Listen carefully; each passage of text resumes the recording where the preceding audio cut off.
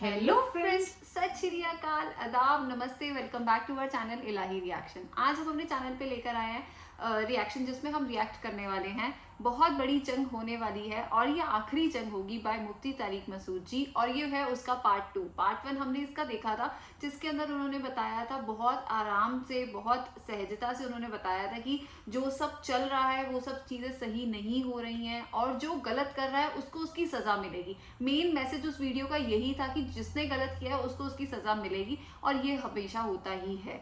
तो उसका पार्ट 2 अब हम देखने वाले हैं, तो देखते हैं कि अब उन्होंने आगे इसकी वीडियो में क्या बोला, फिर इसके बारे में बात करेंगे। पार्ट 1 मुझे इस वीडियो का बहुत ज़्यादा इम्प्रेसिव और बहुत ही मुझे पसंद आया, क्योंकि जिस तरीके से तारिक मसूद जी ने इस पूरे मैटर को समझाया है, वो उनका जो तरीका था वो मुझे बहुत ज़्यादा पसंद आया। और आई थिंक ये बहुत बड़ी एक निशानी आप इसे कह लीजिए कि जब एक दिमागी तौर से जो बिल्कुल सुलझे हुए इंसान जब बात करते हैं तो वो पूरे मैटर को बहुत अच्छी तरीके से आपको समझाते हैं। तो उनका जो समझाने का तरीका है वो बहुत लॉजिकल और बहुत पोलाइट है। तो ये आई थिंक इनका बहुत प्लस पॉइंट है। तो मैं बहुत ज्यादा एक्साइटेड हूँ इसके पार्ट 2 के लिए। तो चलिए बिना किसी देरी के शुरू करते हैं इस वीडियो। आप उनकी मदद कर सकते हो, जिहाद के जरिए जरूर करो। किसने मना किया है आपको? और अगर आप उनके साथ मिलके जिहाद नहीं कर सकते, नहीं जा सकते वहां पे, तो आप फिर उनको जो सपोर्ट कर सकते हो, आप राशन पानी पहुंचा सकते हो तो वो पहुंचाओ। मैंने पाकेट वेलफेयर ट्रस्ट का नाम लिया ना, उसमें भी लोगों ने इतराज किया, लो भाई उनको राशन की जरूरत थोड़ी है, हमें पता है राशन से काम नहीं चलेगा। लेकिन जो जिहाद होगा तो वहां जाके होगा। यहाँ बम फाड़ना शुरू कर दिए, इससे इसराइल की सेहत पे कोई फर्क नहीं पड़ेगा। इसराइल पहले ही उनकी साजिशों से लीबिया तबाह हो चुका है। एक मजबूत रियासत थी, इराक का बेड़ा गर्क कर दिया, अब वो चाहता है सऊदी अरब का भी बेड़ा गर्क हो, वो चाहता है पाकिस्तान का भी बेड़ा गर्क हो। तो इन बेड़ा गर्क होने से जो आपकी टूटी फूटी रही सही लंगड़ी लूली हुकूमतें, उनकी भी ऐसी की तैसी हो जाएगी। और फिलिस्तीनी भी नहीं चाहते कि दूसरे मुल्कों में लड़ो, वो कहते हैं लड़ना है तो हमारे पास आओ। तो ये अब जो दुनिया जा रही है ना जिस तरफ, हो ये रहा है। मैंने आपको कुरान की आयत पेश की थी ना, वकज़ालिका नुवल्ली बाज़ ज़ालिमीन बाज़ा। अल्लाह कहते हैं हम बाज़ जालिमों को बाज़ों से पिटवाते हैं। तो पहली जो अभी तक तो हमने नाउमीदी की बातें की हैं, मुसलमान ममालिक शिकस्त खा के बैठ चुके हैं, 3 बड़ी जंगों में शिकस्त हो चुकी है। उसके बाद अब किसी मुस्लिम कंट्री में इसराइल पर चढ़ाई की ताकत नहीं है। उनको पता है पीछे अमेरिका बैठा हुआ है, पूरा यूरोप। रशिया ने यूक्रेन जैसे इतने से कंट्री पे हमला किया। आप नक्शे में देखें, यूक्रेन इतना सा है, रशिया क्या है, यूं अगर वो पांव भी रख देना तो कुचल दे। लेकिन जीत गया क्या वो जंग? बोलते क्यों नहीं? क्यों? यूक्रेन इतना सा है, मगर उसके पीछे कौन है? पूरा यूरोप है।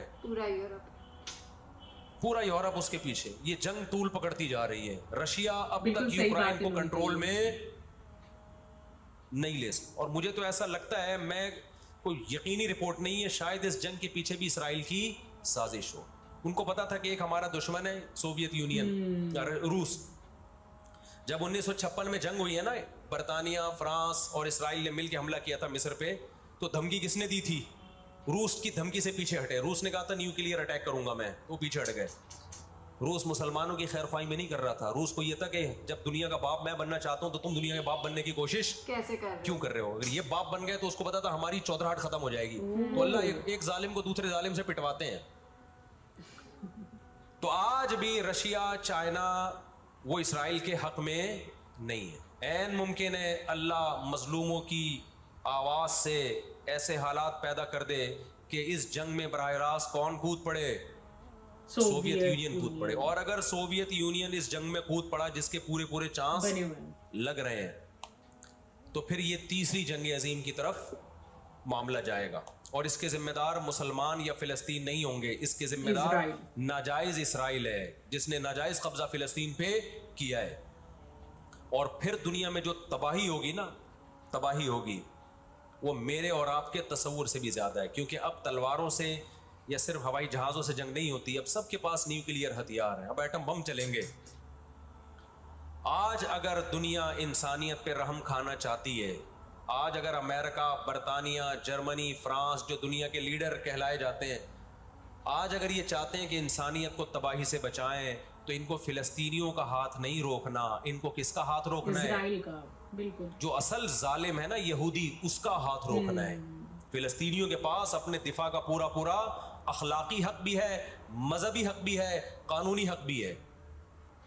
तो आज अगर ये इसराइल का हाथ जबरदस्ती रोक लेते हैं तो दुनिया बड़ी तबाही से बच जाएगी। और अगर ये दुनिया इसराइल का हाथ नहीं रोकती और इस जंग को बंद करने की कोशिश नहीं करती, तो भाई जो तीसरी जंग की तरफ मामला जा रहे हैं उसके जिम्मेदार ये लोग होंगे जो दुनिया में तहजीब के ठेकेदार हैं।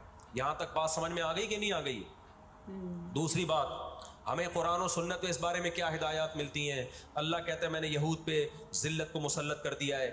इस आयत में और इस हदीस में जो मैंने तुक़ातिलूनल यहूद वाली हदीस पढ़ी, इसमें मुसलमानों के लिए खुशखबरी है कि अल्लाह ताला ने जैसे बनी इसराइल इंतहाई कमज़ोर थे, फ़िरौन का जुल्म और बर्बरियत का शिकार थे। अल्लाह सूरह क़सस में कहते हैं वनुरीदु अन नमुन्ना अलल्लज़ीना इस्तुज़इफ़ू फ़िल अर्ज़, हमने इरादा किया कि ज़मीन में कमज़ोर तरीन लोगों को उठा के ज़मीन का इमाम बना देंगे, ताकतवर पे गालिब कर देंगे। बहुत दफ़ा ऐसा हुआ है, कम मिन फ़ियतिन क़लीलतिन ग़लबत फ़ियतन कसीरतन बिइज़्निल्लाह। अल्लाह कहते हैं दुनिया के नक्शों में जो गालिब होता है, जिसकी फ़तह असबाब की दुनिया में यकीनी होती है, मैं बहुत थोड़ी सी जमात को ताकतवर बना के दुनिया का इमाम बना देता हूँ। हमें अल्लाह की रहमत से और कुरान और हदीस की जो बिशारतें मिल रही हैं उससे पूरी पूरी उम्मीद है कि इंशाअल्लाह ये जो अभी हालात हुए हैं ये फ़िलिस्तीन की शिकस्त पे मुंतज नहीं होंगे। इंशाअल्लाह ये इसराइल की शिकस्त पे और यहूदियों की हमेशा के लिए शिकस्त पे ये इसका नतीजा निकलेगा इंशाअल्लाह। और नबी सल्लल्लाहु अलैहि वसल्लम की वो हदीस पूरी होगी कि तुम्हारी जो बड़ी जंग होगी, नबी ने क्या फरमाया, इस उम्मत की एक जमात हमेशा जिहाद करती रहेगी। ला यज़ालु ताइफ़तुम मिन उम्मती ज़ाहिरीन अलल हक़, हर दौर में लड़ाई हुई है, जिहाद हुआ है। आप इस हिस्ट्री उठा के देख, कहीं ना कहीं जिहाद हमेशा होता रहा है। तो आज भी ऐसा होगा। और बिल आखिर ये मामलात अगर बैनुल अक़वामी दुनिया ने कंट्रोल नहीं किए तो नबी सल्लल्लाहु अलैहि वसल्लम की पेशगोइयाँ इंशाअल्लाह बहुत जल्द पूरी होने वाली हैं। और ये जो इनको इज्जत मिली है ना, ये असल में बहुत बड़ी जिल्लत की तमहीद है। जब किसी की बहुत बड़ी बेइज्जती करनी होती है तो उसको पहले बहुत ज्यादा इज्जत देनी पड़ती है। मैं अक्सर एक वाक़या सुनाता हूँ, एक आदमी गया किसी महल्ले में, आके कहने लगा अल्लाह का शुक्र है इस इलाके में मेरी इज्जत नहीं है। लोगों ने इसमें शुक्र अदा करने की क्या बात है? उसने कहा अगर इज्जत होती तो आज मेरी बहुत ज्यादा बेइज्जती हो जानी थी। आज मैंने ऐसा काम किया कि मेरी बहुत ज्यादा बेइज्जती हो जाती। तो ये एक बहुत बड़ी जिल्लत का पेश खैमाई। हमारी जिम्मेदारी है कि हम उनके लिए दुआ भी करें, अपने मुल्क में हम पुरअमन एहतजाज भी करें। गैर मुस्लिम रियासतों में भी एहतजाज की इजाज़त है, यहाँ हमने पुरअमन ही करना है। यहाँ तोड़ फोड़ से कोई फ़ायदा होने वाला नहीं है। तो जोश में होश ना छोड़ दें आप। यूके में पाबंदी लगाई कि आप फ़िलिस्तीनियों का झंडा नहीं लहरा सकते, लोगों ने लहराना शुरू कर दिया। उसका नतीजा क्या निकला? फ़िलिस्तीन आज़ाद हो गया। उससे जिन्होंने लहराया उनको गवर्नमेंट उठा के ले गई। तो थोड़े बहुत लोग जो कुछ गैरत जिनमें थी वो भी अपने आप को हाथ पांव कटवा रहे हैं अगर, तो फिलिस्तीनियों के लिए फिर एहतजाज करने वाला, आवाज उठाने वाला दुनिया में कौन होगा? तो जो मैदान जंग है वही मैदान जंग है, और जो मैदान जंग नहीं है उसको मैदान जंग बनाने की कोशिश ना करो। यहूदी चाहता है पूरी दुनिया मैदान जंग बन जाए, इसराइल में अमन हो जाए ताकि मैं बादशाही करूं दुनिया पे। हम चाहते हैं ना ना ना, जो मैदान जंग आपने जिस जगह को रखा है हम जंग वहां से हटने नहीं देंगे। वही मैदान जंग होगा, वही जगह मैदान जंग बनेगी। और आपने अपनी हुकूमतों पे दबाव डालना है, हुकूमतों पे प्रेशर। देखो उर्दून में जब एहतजाज हुआ है, उर्दून का बादशाह ने आके इसराइल के खिलाफ बयान दिया है। लोग समझते हैं इन एहतजाजों से क्या होगा, इन पुरअमन मुजाहिरों से क्या होगा। ऐसा नहीं है, इन पुरअमन मुजाहिरों से हुकूमतों पे दबाव पड़ता है। आप जो कर सकते हैं वो तो करें ना, आप जो कर सकते हैं वो तो करें। और एहतजाज और मुजाहिरों की कॉल सियासी जमातें देती हैं, मुफ्तियाने किराम नहीं देते। लोग मुझे कह रहे हैं आप बुलाओ एहतजाज का धरना, हम आएंगे। मुझे पता है 4 आदमी भी नहीं आएंगे 4 आदमी भी नहीं आएंगे हमारे धरने पे। ये सियासी जमातों का काम, और सियासी जमातें भी कर रही हैं, लेकिन और ज्यादा करना चाहिए। हुकूमतों के काम होते हैं। सियासी सतह पे जो एहतजाज जब गवर्नमेंट लेवल पे होता है वो पावरफुल एहतजाज होता है उसका और हुकूमतें एहतजाज जब करती हैं जब उनको पब्लिक का डर होता है। तो आप सोशल मीडिया पे, फेसबुक पे आप एहतजाज के जरिए दुनिया को दिखाओ हम फिलिस्तीनियों के साथ हैं। इससे फिलिस्तीनियों को भी सुकून मिलेगा कि दुनिया ने हमें यतीम और लावारिस नहीं छोड़ा। अब ये गजा का वाकया होने से पहले दुनिया ने उनको बिल्कुल लावारिस छोड़ दिया था। सारी दुनिया इसराइल से, हमारे मुल्क में इसराइल को तस्लीम करने और इत्तेहाद की बातें शुरू हो गई थी। इस जंग के बहुत ज्यादा नुकसानात हुए हैं, लेकिन इसका एक फायदा भी ये हुआ है कि इसराइल का इशू दोबारा दुनिया में खड़ा हो गया है। अब इतना आसान नहीं है इसराइल को तस्लीम करना।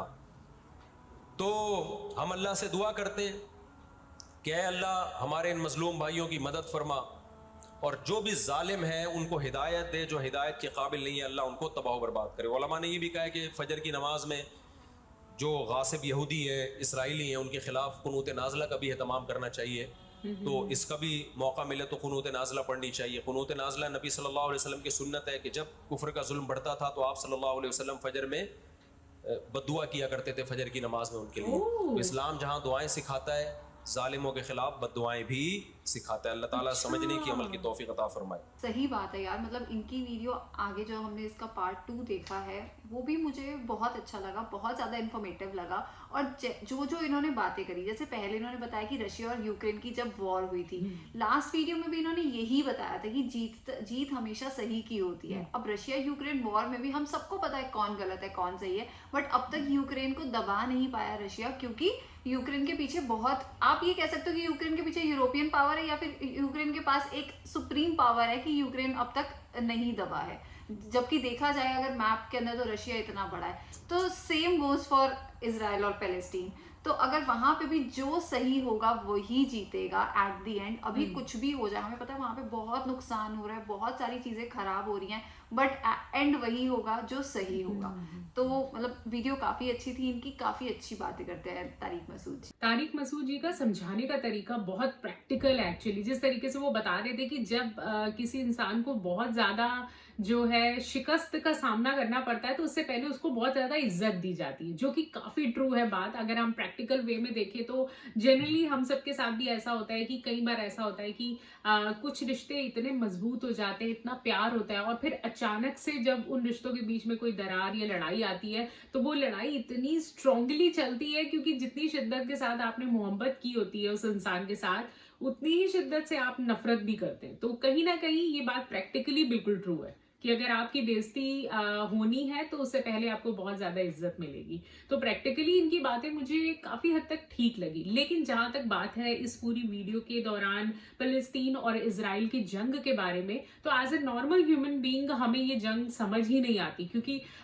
पॉलिटिकली करेक्ट कहना बहुत ज्यादा मुश्किल है कि कौन सा देश सही है कौन सा गलत है। लेकिन जहां तक एज ए ह्यूमन बीइंग हमें समझ आता है कि जो अल्लाह करेंगे वो सबसे बड़ा इंसाफ होगा। तो आई एम श्योर जब अल्लाह का हुक्म आएगा, जब उस भगवान का, उस ईश्वर का हुक्म जो होगा वो डेफिनेटली बिल्कुल सही होगा, चाहे वो फलस्तीन के हक में हो या किसी और देश के हक में हो। तो आई एम श्योर इस वीडियो के दौरान ये बात तो बिल्कुल ट्रू है कि भगवान जो करेंगे वो अच्छा होगा। तो ठीक है गाइस, इस वीडियो को यहीं पर एंड करते हैं। होप करते हैं आपको भी पसंद आई होगी। अगर आपको अच्छी लगी तो वीडियो को लाइक करके जाना, चैनल पे नए हो तो चैनल को सब्सक्राइब करके जाना, कमेंट सेक्शन में जरूर बताना आपको ये वीडियो कैसी लगी, और हम मिलेंगे एक नई वीडियो में। तब तक के लिए ओके बाय।